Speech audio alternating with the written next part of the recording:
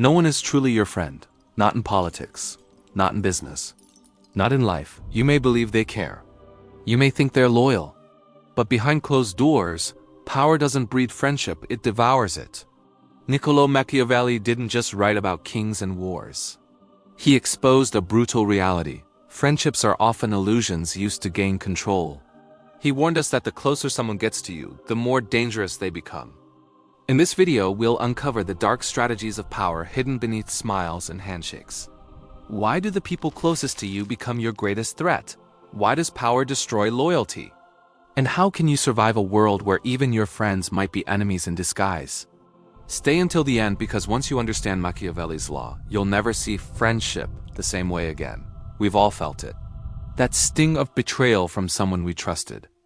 A friend who vanished when things got hard. A colleague who smiled to your face and stabbed you in the back when it mattered most.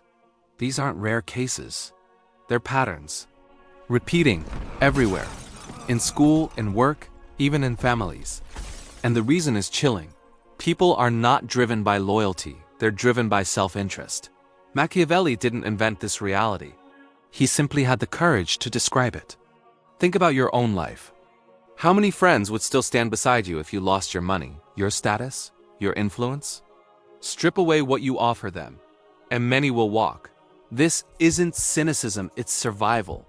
We live in a world where relationships are often built on invisible transactions. You give something, they stay. You stop giving, they go. Machiavelli saw through the illusion. Friendship ends when benefits end. In The Prince, Machiavelli makes something uncomfortably clear. Rulers cannot afford the luxury of true friendship. Why? Because when you're in a position of power, every relationship becomes a negotiation. Allies are temporary. Loyalty is rented. And kindness is a tool used strategically, not emotionally. A ruler who forgets this truth becomes weak. And weakness, in Machiavelli's world, is a death sentence. But this logic doesn't only apply to kings. It applies to anyone with influence, managers, leaders, even creators online. The moment people see you as useful, they attach themselves. They offer support, praise, encouragement. But once your value drops, the energy shifts.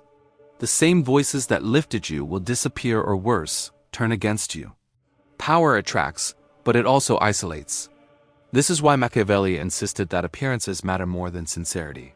He wrote, "It is better to appear virtuous than to be virtuous." In a world where loyalty is unstable, what people believe about you is more important than what is true. This is a hard pill to swallow, especially in cultures that preach authenticity and emotional openness.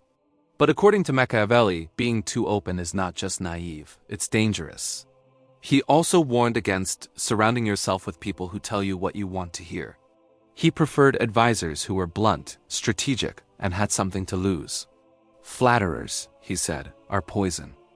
They inflate your ego, blind you to threats, and feed you illusions. They're not friends. They're opportunists, and their loyalty is for sale. Ultimately, Machiavelli believed that maintaining power requires mastering human nature, not trusting it. People are fickle, jealous, self-interested. That's not evil, it's instinct. And to survive in a world governed by those instincts, you must play the game better than anyone else. Not with feelings, but with focus. Not with trust, but with strategy. Machiavelli's genius wasn't in creating evil strategies. It was in revealing what people already do but refuse to admit. He exposed the dark mechanics of relationships that most try to hide under politeness. His writing didn't advocate cruelty for its own sake.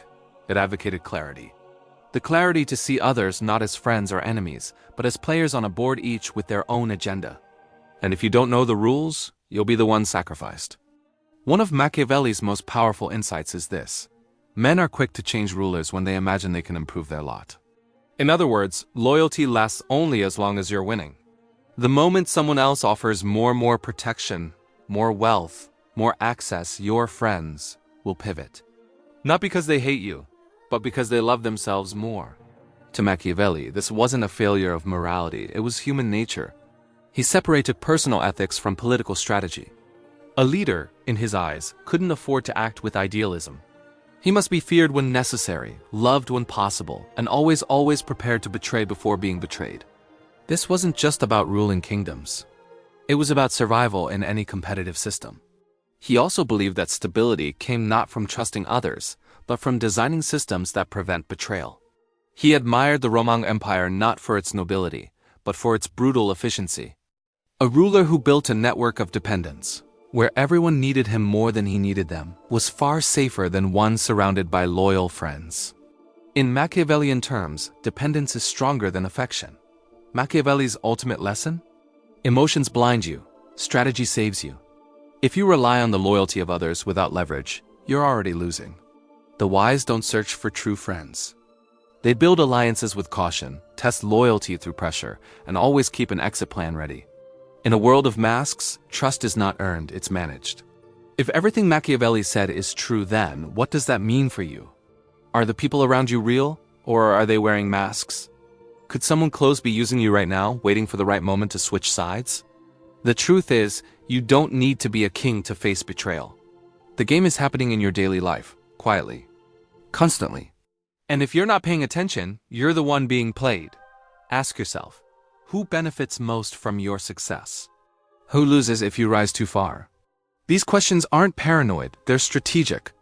Machiavelli believed that most people hide their envy beneath compliments. They will support you until your power makes them feel small. Then, the sabotage begins. It's not loud, it's subtle, a rumor here, a mistake there.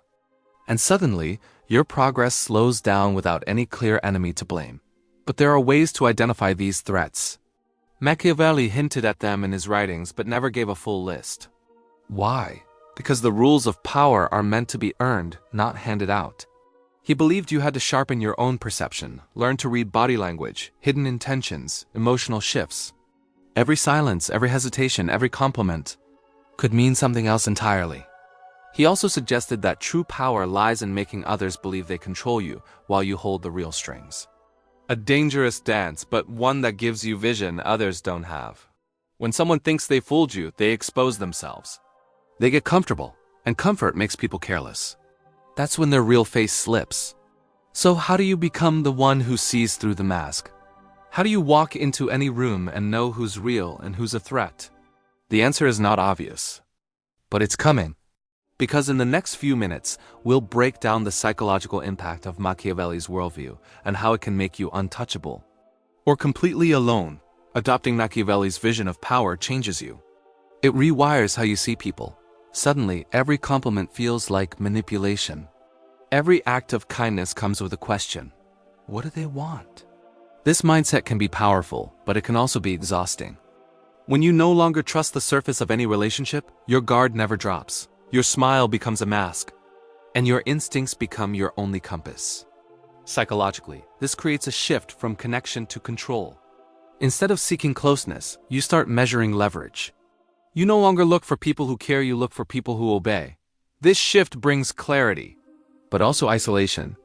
Because the higher your awareness, the harder it becomes to genuinely bond with others. You don't feel betrayed anymore, but you also don't feel safe. There's also a darker transformation, emotional numbness. To survive betrayal, you must kill expectation. You stop expecting loyalty, stop expecting gratitude, stop expecting love to be unconditional. And while this may protect you, it also hardens you. You start to wonder, was I ever truly loved, or was I just useful? These questions don't fade. They echo, yet for some this shift brings power. Unshakable, strategic power. They stop being victims of surprise. They see betrayal coming before it lands. They adapt faster, strike harder, recover instantly. These individuals become respected, even feared. But behind their eyes, something is missing, a softness, a vulnerability, a belief in others. Machiavelli didn't warn us about this cost, but it's real. So you must decide, will you remain open and risk being used? Or will you close off and control your world from a distance? There is no perfect answer. Only trade-offs. And Machiavelli forces you to face the truth, to play the game of power well. You must lose part of yourself in the process. Machiavelli didn't write The Prince to make you paranoid.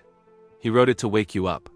In a world where betrayal hides behind affection and power wears a friendly face, survival demands more than good intentions. It demands strategy, precision, vision. You can't afford to see people as they pretend to be. You must see them as they are flawed, self-interested, and capable of turning at any moment. But this doesn't mean you must become cold or cruel. It means you must become conscious. Every move you make, every bond you form, every offer of trust must be made with awareness, with strength, with your eyes open. Friendship can still exist, but only when both parties know the game. When both are strong enough to stay, without needing to. Because in the end, Machiavelli didn't say trust no one.